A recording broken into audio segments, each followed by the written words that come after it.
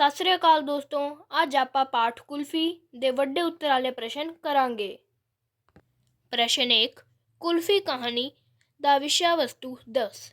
ਉੱਤਰ, ਕੁਲਫੀ ਕਹਾਣੀ ਦਾ ਵਿਸ਼ਾ ਇੱਕ ਕਿਰਤੀ ਦਾ ਆਰਥਿਕ ਸੰਕਟ ਹੈ। ਆਰਥਿਕ ਸੰਕਟ ਵਿੱਚ ਘਿਰੇ ਗਰੀਬ ਕਿਰਤੀ ਬਾਪ ਦਾ ਆਪਣੇ ਬੱਚੇ ਦੀਆਂ ਮਾਸੂਮ ਮੰਗਾਂ ਵੀ ਪੂਰੀਆਂ ਨਾ ਕਰ ਸਕਣਾ, ਉਸ ਦੀ ਤਨਖਾਹ ਦਾ ਅੱਧਾ ਮਹੀਨਾ ਖਤਮ ਹੋਣ 'ਤੇ ਹੀ ਮੁੱਕ ਜਾਣਾ, ਘਰ ਦੀਆਂ ਮਾਮੂਲਾ ਲੋੜਾਂ ਪੂਰੀਆਂ ਕਰਨ ਲਈ ਉਸ ਕੋਲ ਪੈਸੇ ਨਾ ਹੋਣਾ, ਆਪਣੇ ਪੁੱਤਰ ਨੂੰ ਮੁਰਮੁਰੇ ਜਾਂ ਕੁਲਫੀ ਆਦਿ ਖਾਣ ਲਈ ਆਨਾ ਜਾਂ ਟਕਾ ਦੇ ਸਕਣਾ, ਕਿਸੇ ਸਾਥੀ ਕੋਲੋਂ ਉਧਾਰ ਨਾ ਮੰਗ ਸਕਣਾ, ਮਹੀਨਾ ਉਧਾਰ ਦੀ ਸਾਥ ਤੋਂ ਟਪਾਉਣਾ ਆਦਿ ਘਟਨਾਵਾਂ ਇੱਕ ਕਿਰਤੀ ਦੀਆਂ ਆਰਥਿਕ ਮੁਸ਼ਕਲਾਂ ਨੂੰ ਪੇਸ਼ ਕਰਦੀਆਂ ਹਨ। ਵਿਸ਼ਾ ਮੌਲਿਕ ਅਤੇ ਸੁਚੱਜਾ ਹੈ। ਪ੍ਰਸ਼ਨ 2, ਕੁਲਫੀ ਕਹਾਣੀ ਦਾ ਉਦੇਸ਼ ਕੀ ਹੈ।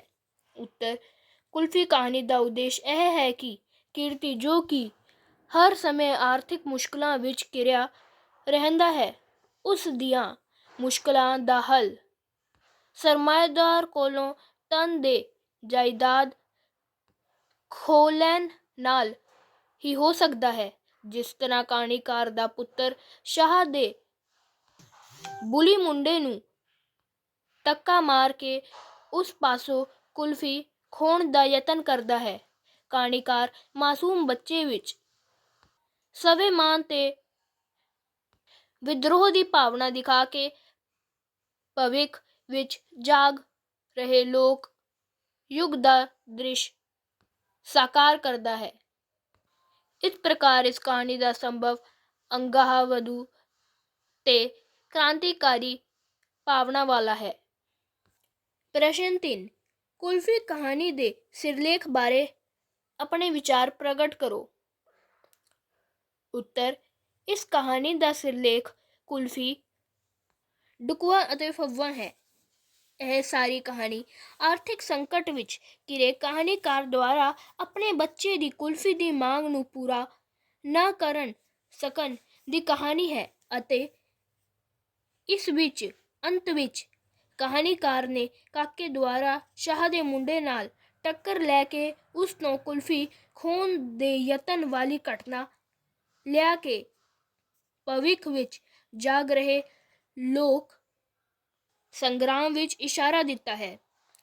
ਇਸ ਪ੍ਰਕਾਰ ਕੁਲਫੀ ਇਸ ਕਹਾਣੀ ਦੀਆਂ ਸਾਰੀਆਂ ਘਟਨਾਵਾਂ ਦਾ ਪੂਰਾ ਹੋਣ ਕਰਕੇ ਇਸ ਕਹਾਣੀ ਦਾ ਇਹ ਸਿਰਲੇਖ ਨਾਂ ਡੁਕਵਾ ਤੇ ਫੱਵਾ ਹੈ।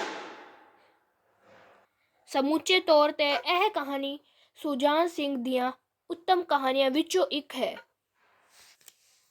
ਪ੍ਰਸ਼ਨ 4, ਕੁਲਫੀ ਕਹਾਣੀ ਦੇ ਮੁੱਖ ਪਾਤਰ ਕਹਾਣੀਕਾਰ ਦਾ ਸਵਾ ਲਿਖੋ ਜਾਂ ਕੁਲਫੀ ਕਹਾਣੀ ਦੇ ਮੁੱਖ ਪਾਤਰ ਕਹਾਣੀਕਾਰ ਦਾ ਚਿੱਤਰ ਚਿਤਰਨ ਕਰੋ। ਕੁਲਫੀ ਕਹਾਣੀ ਦਾ ਮੁੱਖ ਪਾਤਰ ਕਹਾਣੀਕਾਰ ਆਪ ਹੈ, ਜੋ ਕਿ ਇਸ ਕਹਾਣੀ ਦੀਆਂ ਸਾਰੀਆਂ ਘਟਨਾਵਾਂ ਉੱਪਰ ਛਾਇਆ ਰਿਹਾ ਹੈ। ਕਹਾਣੀਕਾਰ ਕਿਸੇ ਕਾਰਖਾਨੇ ਵਿੱਚ ਮੁਲਾਜ਼ਮ ਜਾਪਦਾ ਹੈ, ਜਿਸ ਦੀ ਤਨਖਾਹ ਬਹੁਤ ਥੋੜ੍ਹੀ ਹੈ ਤੇ ਅੱਧਾ ਮਹੀਨਾ ਮੁੱਕਣ ਤੋਂ ਪਹਿਲਾਂ ਹੀ ਉਸ ਦੀ ਤਨਖਾਹ ਮੁੱਕ ਜਾਂਦੀ ਹੈ। ਉਸ ਦਾ ਇੱਕ ਛੋਟਾ ਕਾਕਾ ਇਸ ਕਹਾਣੀ ਦਾ ਮਹੱਤਵਪੂਰਨ ਪਾਤਰ ਹੈ। ਕਹਾਣੀਕਾਰ ਪੈਸਿਆਂ ਦੀ ਅਣਹੋਂਦ ਕਾਰਨ ਉਸ ਦੀ ਕੁਲਫੀ ਦੀ ਮੰਗ ਪੂਰੀ ਨਹੀਂ ਕਰ ਸਕਦਾ। ਉਹ ਆਰਥਿਕ ਸੰਕਟ ਵਿੱਚ ਪਰੇਸ਼ਾਨ ਰਹਿਣ ਵਾਲਾ ਇੱਕ ਵਿਅਕਤੀ ਹੈ। ਉਹ ਇੱਕ ਸੂਝ-ਬੂਝ ਵਾਲਾ ਆਦਮੀ ਹੈ। ਉਹ ਸਮਝਦਾ ਹੈ ਕਿ ਉਸ ਦੀ ਗਰੀਬੀ ਦਾ ਕਾਰਨ ਧਨ ਕੁਬੇਰਾਂ ਦੀ ਲੁੱਟ-ਖਸੁੱਟ ਹੈ। ਸੁਭਾਅ ਤੇ ਪੱਖੋਂ ਉਹ ਆਪਣੇ ਪੁੱਤਰ ਨੂੰ ਪਿਆਰ ਕਰਨ ਵਾਲਾ, ਮੰਗਣ ਤੋਂ ਹਿਚਕਿਚਾਉਣ ਵਾਲਾ, ਮਿੱਠਾ ਖਾਣ ਦਾ ਸ਼ੌਕੀਨ, ਬੇਰੁਜ਼ਗਾਰੀ ਤੋਂ ਡਰਨ ਵਾਲਾ ਤੇ ਸੰਗਰਾਮ ਤੇ ਭਵਿੱਖ ਦੀ ਆਸ ਰੱਖਣ ਵਾਲਾ ਵਿਅਕਤੀ ਹੈ। ਪ੍ਰਸ਼ਨ 5, ਕਾਕੇ ਦੁਆਰਾ ਸ਼ਾਹ ਦੇ ਮੁੰਡੇ ਤੋਂ ਕੁਲਫੀ ਖੋਹਣ ਦੀ ਘਟਨਾ ਲਿਖੋ। ਉੱਤਰ, ਦੁਪਹਿਰ ਵੇਲੇ ਜਦੋਂ ਕਹਾਣੀਕਾਰ ਰੋਟੀ ਖਾ ਕੇ ਸੋ ਗਿਆ ਤਾਂ ਬਾਹਰੋਂ ਕੁਲਫੀ ਵਾਲੇ ਦੀ ਆਵਾਜ਼ ਆਈ। ਕਾਕਾ ਬੱਤਖ ਨਾਲ ਖੇਡ ਰਿਹਾ ਸੀ। ਕਾਕਾ ਬੱਤਖ ਸੱਟ ਕੇ ਬਾਹਰ ਨੂੰ ਤੁਰ ਪਿਆ। ਕਹਾਣੀਕਾਰ ਵੀ ਉਸ ਦੇ ਮਗਰ ਬੂਹੇ ਓਲੇ ਆ ਖੜਾ ਹੋਇਆ। ਇਸੇ ਸਮੇਂ ਕੁਲਫੀ ਵਾਲਾ ਸ਼ਾਹ ਦੇ ਮੁੰਡੇ ਨੂੰ ਕੁਲਫੀ ਦੇਣ ਲੱਗਾ ਸੀ। ਇਹ ਮੁੰਡਾ ਕਾਕੇ ਤੋਂ 3 ਸਾਲ ਵੱਡਾ ਸੀ ਤੇ ਤਕੜਾ ਵੀ ਸੀ। ਕਾਕਾ ਸਿਪਾਹੀਆਂ ਵਾਂਗ ਖੜਾ ਹੋ ਕੇ ਕੁਲਫੀ ਵੱਲ ਵੇਖ ਰਿਹਾ ਸੀ। ਜਿਉਂ ਹੀ ਕੁਲਫੀ ਵਾਲੇ ਨੇ ਸ਼ਾਹ ਦੇ ਮੁੰਡੇ ਦੇ ਹੱਥ ਤੇ ਕੁਲਫੀ ਦੀ ਪਲੇਟ ਰੱਖੀ, ਕਾਕਾ ਤੁਸ ਦੇ ਕੇ ਪੈ ਗਿਆ। ਸ਼ਾਹ ਦਾ ਮੁੰਡਾ ਨਾਲੀ ਵਿੱਚ ਡਿੱਗ ਪਿਆ ਤੇ ਕੁਲਫੀ ਦੀ ਪਲੇਟ ਖਿਲਰ ਗਈ। ਸ਼ਾਹ ਦਾ ਮੁੰਡਾ ਗੁੱਸਾ ਖਾ ਕੇ ਉੱਠਿਆ ਤੇ ਕਾਕੇ ਨੇ ਇੱਕ ਠੁੱਡ ਮਾਰ ਕੇ ਉਸ ਨੂੰ ਮੁੜ ਨਾਲੀ ਵਿੱਚ ਸੁੱਟ ਦਿੱਤਾ ਤੇ ਉਹ ਰੋਣ ਲੱਗ ਪਿਆ। ਕੁਲਫੀ ਵਾਲਾ ਕਾਕੇ ਨੂੰ ਚਪੇੜ ਮਾਰਨ ਲੱਗਾ ਸੀ, ਪਰ ਕਹਾਣੀਕਾਰ ਨੇ ਦੌੜ ਕੇ ਉਸ ਨੂੰ ਚੁੱਕ ਲਿਆ। ਸ਼ਾਹਣੀ ਕਹਾਣੀਕਾਰ ਦੇ ਘਰ ਉਲਾਵਾ ਲੈ ਕੇ ਆਈ ਤੇ ਕਹਾਣੀਕਾਰ ਦੀ ਪਤਨੀ ਕਾਕੇ ਨੂੰ ਚਪੇੜ ਮਾਰਨ ਲੱਗੀ, ਪਰ ਕਹਾਣੀਕਾਰ ਨੇ ਕਿਹਾ, ਕੁਛ ਵੰਡ ਸ਼ੁਦਿਆਂ ਨੇ ਕਾਇਰ ਪਿਓ ਦੇ ਘਰ ਬਹਾਦਰ ਮੁੰਡਾ ਜੰਮਿਆ। ਦੋਸਤੋ, ਹੁਣ ਅਸੀਂ ਛੋਟੇ ਉੱਤਰ ਵਾਲੇ ਪ੍ਰਸ਼ਨ ਕਰਾਂਗੇ। ਪ੍ਰਸ਼ਨ 1, ਕੁਲਫੀ ਕਹਾਣੀ ਦਾ ਵਿਸ਼ਾ ਕੀ ਹੈ? ਉੱਤਰ, ਕੁਲਫੀ ਕਹਾਣੀ ਦਾ ਵਿਸ਼ਾ ਬੱਚੇ ਦੀਆਂ ਮਾਸੂਮ ਮੰਗਾਂ ਤੇ ਗਰੀਬ ਦੀਆਂ ਮਜਬੂਰੀਆਂ ਨੂੰ ਪੇਸ਼ ਕਰਨਾ ਹੈ।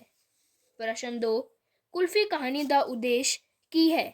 ਉੱਤਰ, ਕੁਲਫੀ ਕਹਾਣੀ ਦਾ ਉਦੇਸ਼ ਇਹ ਦੱਸਣਾ ਹੈ ਕਿ ਗਰੀਬਾਂ ਦੀਆਂ ਆਰਥਿਕ ਮੁਸ਼ਕਲਾਂ ਦਾ ਹੱਲ ਉਹਨਾਂ ਦੁਆਰਾ ਧਨੀਆਂ ਕੋਲੋਂ ਜ਼ਬਰਦਸਤੀ ਧਨ ਖੋਹ ਲੈਣ ਨਾਲ ਹੀ ਹੋ ਸਕਦਾ ਹੈ।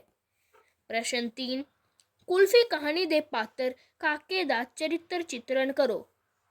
ਉੱਤਰ, ਕਾਕਾ ਕੁਲਫੀ ਕਹਾਣੀ ਦਾ ਮਹੱਤਵਪੂਰਨ ਪਾਤਰ ਹੈ। ਉਸ ਦਾ ਮਨ ਆਪਣੀਆਂ ਮੰਗਾਂ ਪੂਰੀਆਂ ਨਾ ਹੋਣ ਕਾਰਨ ਪਰੇਸ਼ਾਨ ਹੈ। ਉਹ ਈਰਖਾਲੂ ਤੇ ਹੌਸਲੇ ਵਾਲਾ ਹੈ। ਕਹਾਣੀਕਾਰ ਉਸ ਵਿੱਚੋਂ ਕ੍ਰਾਂਤੀ ਝਲਕਦੀ ਦੇਖਦਾ ਹੈ। ਪ੍ਰਸ਼ਨ 4, ਕਹਾਣੀਕਾਰ ਨੇ ਟਕਾ ਮੰਗ ਰਹੇ ਕਾਕੇ ਨੂੰ ਕਿਸ ਤਰ੍ਹਾਂ ਟਾਲਿਆ? ਉੱਤਰ, ਜਦੋਂ ਕਹਾਣੀਕਾਰ ਨੇ ਕਾਕੇ ਨੂੰ ਟਕੇ ਦਾ ਮੁਰਮੁਰਾ ਲੈਣ ਲਈ ਵਜਦ ਦੇਖਿਆ ਤਾਂ ਉਸਨੇ ਕਾਕੇ ਨੂੰ ਸ਼ਾਮੀ ਕੁਲਫੀ ਖਵਾਉਣ ਦਾ ਵਾਅਦਾ ਕਰਕੇ ਟਾਲ ਦਿੱਤਾ।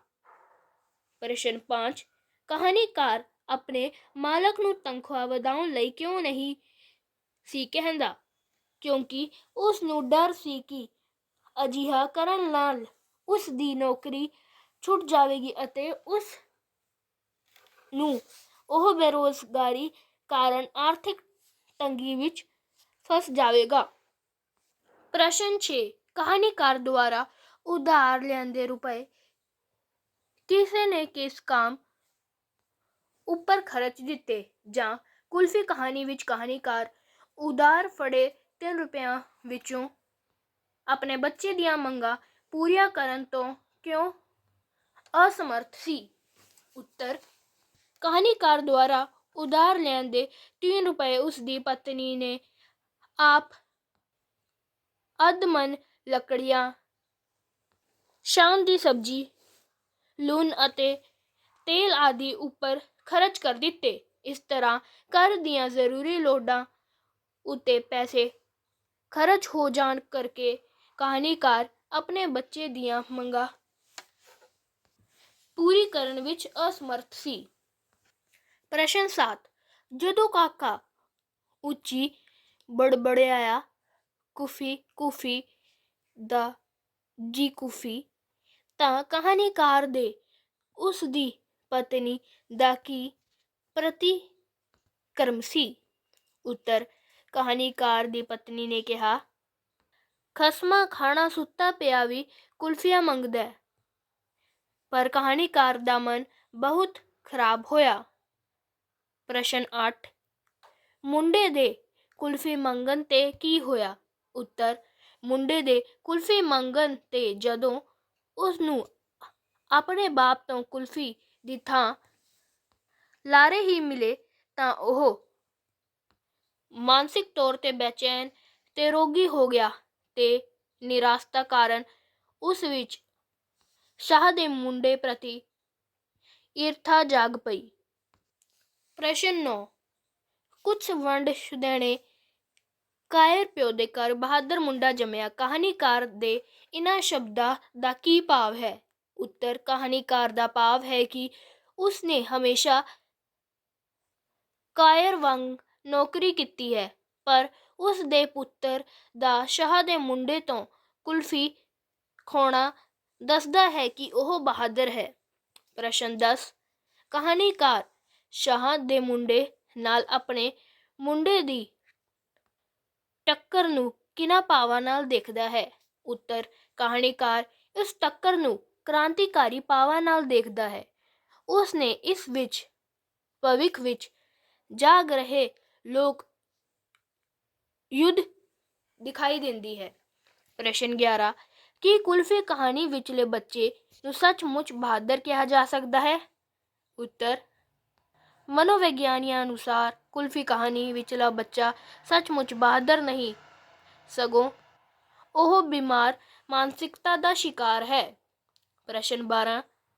ਪ੍ਰਿਆ ਸੁਜਾਨ ਸਿੰਘ ਦਾ ਜਨਮ ਕਦੋਂ ਤੇ ਕਿੱਥੇ ਹੋਇਆ? ਉੱਤਰ। ਪ੍ਰਿਆ ਸੁਜਾਨ ਸਿੰਘ ਦਾ ਜਨਮ 29 ਜੁਲਾਈ 1908 ਨੂੰ ਡੇਰਾ ਬਾਬਾ ਨਾਨਕ, ਜ਼ਿਲ੍ਹਾ ਗੁਰਦਾਸਪੁਰ ਵਿੱਚ ਹੋਇਆ। ਪ੍ਰਸ਼ਨ 13। ਪ੍ਰਿਆ ਸੁਜਾਨ ਸਿੰਘ ਦੇ ਕਿਸੇ ਦੇ ਕਹਾਣੀ ਸੰਗ੍ਰਹਿਾਂ ਦੇ ਨਾਂ ਲਿਖੋ। ਉੱਤਰ। ਦੁੱਖ ਸੁੱਖ ਤੇ ਨਰਕਾਂ ਦੇ ਦੇਵਤੇ। ਪ੍ਰਸ਼ਨ 14। ਪ੍ਰਿਆ ਸੁਜਾਨ ਸਿੰਘ ਦਾ ਦੇਹਾਂਤ ਕਦੋਂ ਹੋਇਆ? ਉੱਤਰ। ਪ੍ਰਿਆ ਸੁਜਾਨ ਸਿੰਘ ਦਾ ਦੇਹਾਂਤ 1953 ਈਸਵੀ ਨੂੰ ਹੋਇਆ। ਧੰਨਵਾਦ ਦੋਸਤੋ।